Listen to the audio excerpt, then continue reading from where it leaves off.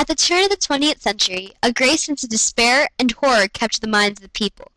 New philosophies introduced existentialism, and voices of men like Friedrich Nietzsche, Albert Camus, and Jean-Paul Sartre emerged. Ideas of free will and morality in the face of war and injustice enveloped the minds of the people. Every person questioned the true nature of humans, and these ideas revolutionized the attitude of generations to come. At the root of this horror was the Great Depression and World War II, after which greater thought was placed on the idea of free will, morality, and finding oneself in the midst of all that had occurred. This concept of independence without reference to tradition was coined existentialism, a philosophy that went till the 1970s and is still used by philosophers today as a way of thinking. Key philosophers then were Friedrich Nietzsche, Sartre, and Albert Camus. Friedrich Nietzsche was the outer edge of existentialism. As a child, he was surrounded by a religion that always seemed to fail him. Without a doubt, he definitely had all the reasons to be indifferent to this concept of religion that he had been brought up with. Once he had given up the idea of religion, he looked around and began to see the thin line between good and bad, and how easily they blurred in everyday life. He began questioning everything that he'd been taught, and why and how certain acts were determined as right or wrong. He saw every man as a supreme judge of himself, and felt that the concept of an overseeing God was merely to satisfy the need for someone to watch over us.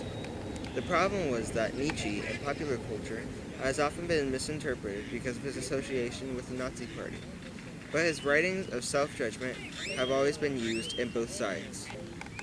Albert Camus was born into a poor childhood, while the world was on the brink of war.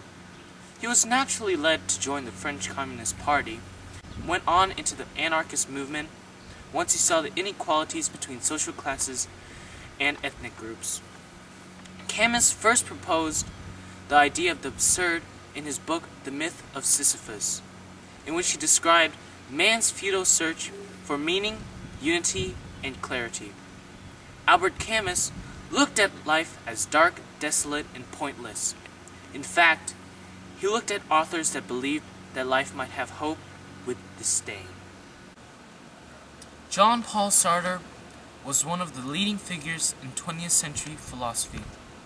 At a young age, Sartre had a sad childhood and was attracted to philosophy as a young teenager.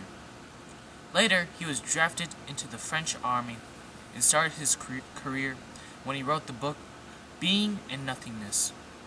Sartre's main idea in his philosophy is that humans are condemned to be free. His idea shows that there is no such thing as a God, and he puts it in the example of a paper cutter. The creator would have a plan for the paper cutter to have an essence or meaning. But human beings have no essence. Therefore, there cannot be a creator. God is dead. God remains dead. And we have killed him. Friedrich Nietzsche. Existentialists could range from Christian speakers like Kierkegaard to atheists like Nietzsche. Nietzsche's quote expresses his contempt for the use of religions to define morality by setting the rules of life. Instead, Nietzsche suggests that man should question the basics and proceed to determine his own truth and ethics. The absurd is the essential concept and the first truth. Albert Camus. Along with existentialism, Camus also emphasized the concept absurd. This idea that the absurd is an inevitable part of life.